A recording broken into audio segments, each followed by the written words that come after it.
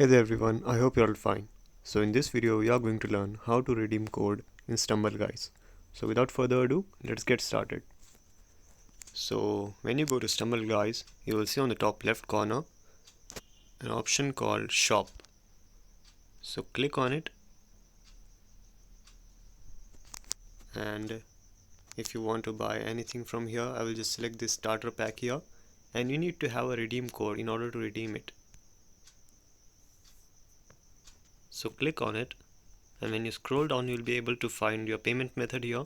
You will need to simply click on your payment method, whatever it is, and when you scroll down at the very bottom here you will find an option called redeem code. So if you have a code, simply put it here and paste it here, and you will be able to redeem it. So that's it for today guys. Hope you found the video helpful. See you soon. Have a good day.